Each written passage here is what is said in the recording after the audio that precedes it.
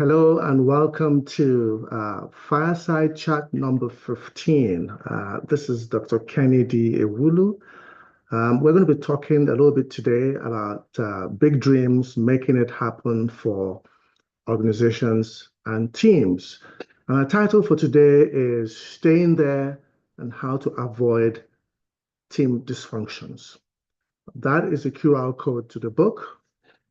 So we'll go ahead and begin.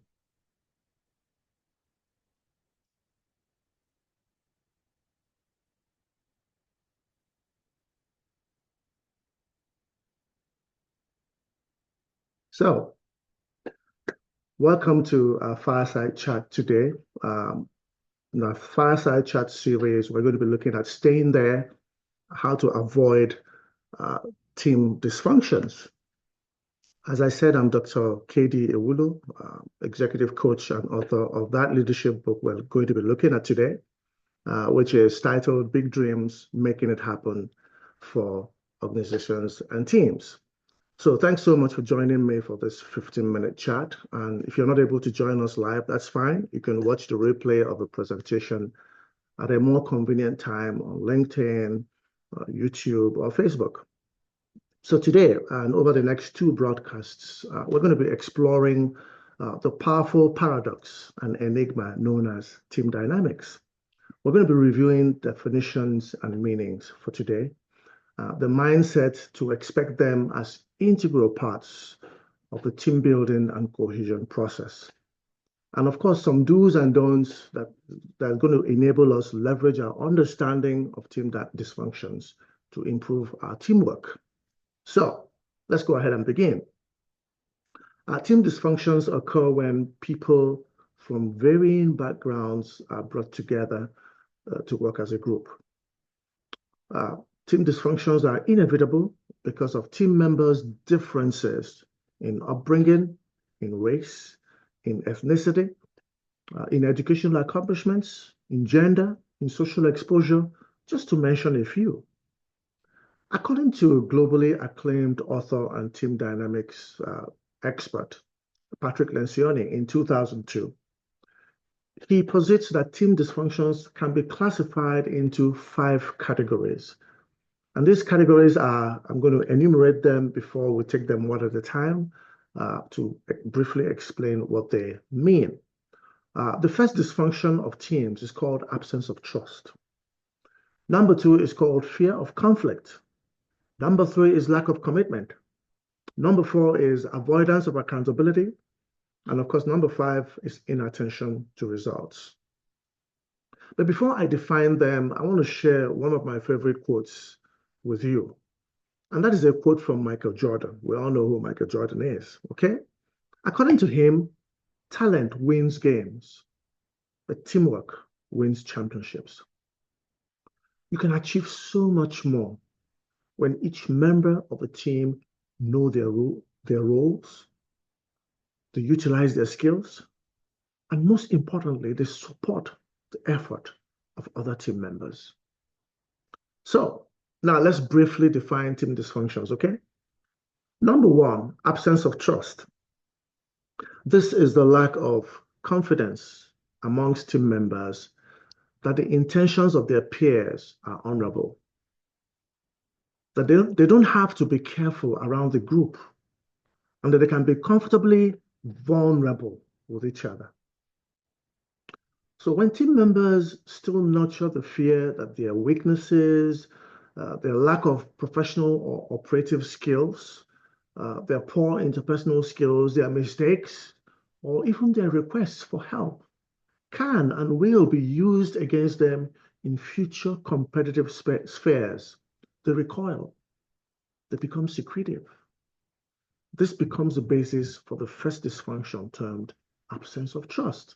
They just don't trust that they're safe in that work environment, in that team environment. Number 2, fear of conflict. What does that mean? This happens when productive ideological conflict is shunned. People are afraid of embracing conflict. This means that passionate and sometimes emotional debate over concepts and ideas are shunned. People are afraid to engage. You say, I don't agree with that. Fear of conflict occurs because team members are wary that any passionate disagreement, particularly in the area of procedures or processes, could evolve into personality-focused, mean-spirited attacks, which are capable of hurting team members' feelings and encouraging tension.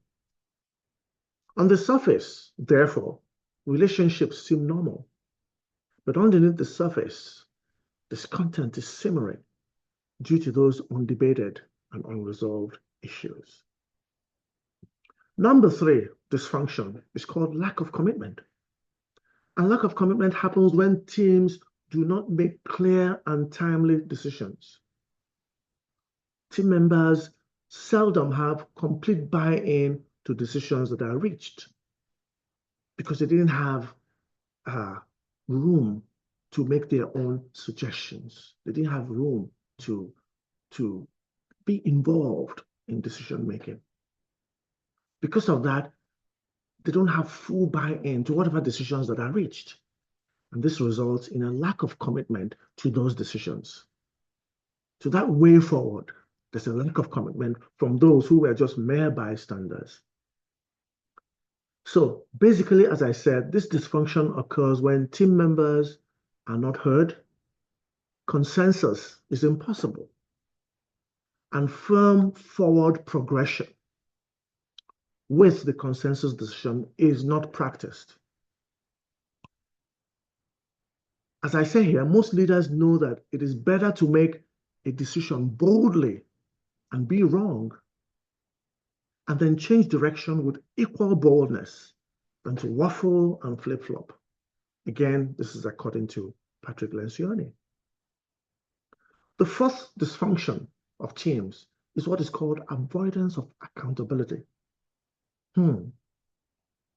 This happens when team members are reluctant or afraid to call out their peers or bosses for poor decisions or performance due to their unwillingness to feel the discomfort of dissent or engaging in difficult conversations. As Lencioni again posits, avoidance of accountability is prevalent in teams where members are afraid of jeopardizing their personal relationships and exerting peer pressure. They're afraid of jeopardizing those relationships. They're afraid of exerting peer pressure amongst equals, thereby causing those existing relationships to further deteriorate due to lowered performance. When people are not accountable to each other, it's obvious that nobody's going to tell the other, you're not doing well, buck up. Okay, and because of that, productivity is going to reduce. That is a major dysfunction of teams, avoidance of accountability. Finally, we look at the fifth one, what is called inattention to results. I love this. When team members disengage from the primary aim of most flourishing organizations, which is outcome-based performance, and instead, they focus on attaining secondary gains, such as team status and individual status. This dysfunction is termed inattention to results.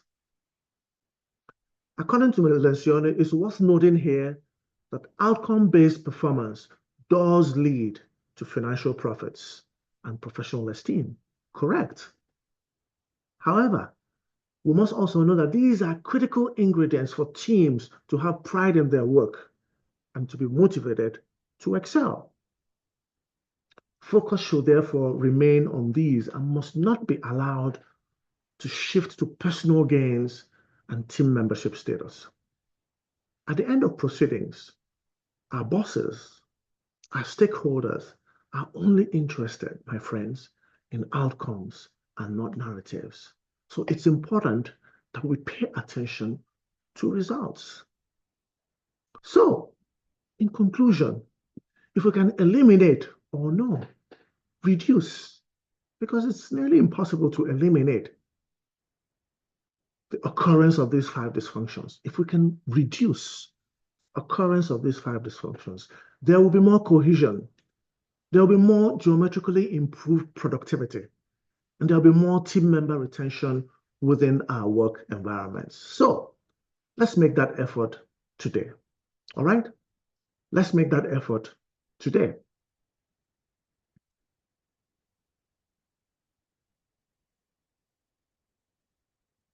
All right.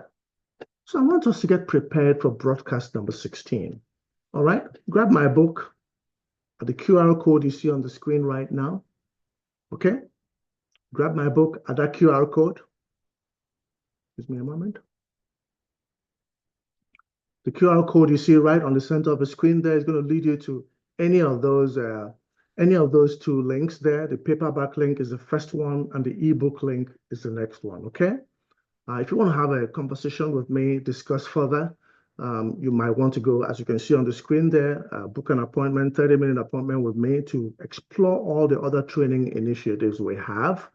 Apart from getting access to that book, you can see that link there for the CTP, our corporate training program initiative, and of course for our annual coaching subscription information. Those links are there. So go ahead and take a screenshot there very, very quickly. Or you can always pause this video here to look at it again and take a link and take a click there going forwards. All right. So having said that, let me just go ahead and close. I'm going to be inviting you to join me in 2 weeks' time on this same platform as we continue our review of my leadership book, Big Dreams, Making It Happen for Organizations and Teams. Now, in our 16th broadcast entitled Leveraging Team Dysfunctions for Optimized Performance, we're going to learn the do's and don'ts of team dysfunctions since we didn't get to them today, okay? We're going to learn how to utilize them to improve team cohesion, trust, and ultimately, team performance. You can also connect with me on LinkedIn to receive notifications about these fireside chats. We have a few more chats scheduled every other Monday until sometime in December 2024, when we must have completed the precepts outlined in our book, Big Dreams, Making It Happen for Organizations and Teams. For access to these past fireside chats, subscribe to my YouTube channel at youtube.com/@KDE Leadership 965. Let me say that again, youtube.com/@KDE Leadership 965. Having said that, I want to wish you a focused, successful, and satisfying 2 weeks. And see you at our 16th broadcast on Monday, November 25th, exactly 2 weeks from now, 2024 at 8:30 p.m. Eastern. This is Dr. KD Ewulu. I'm asking that you take these definitions of team dysfunctions to heart so your teams can perform better in unity and in harmony. Cheers and take care. And bye for now.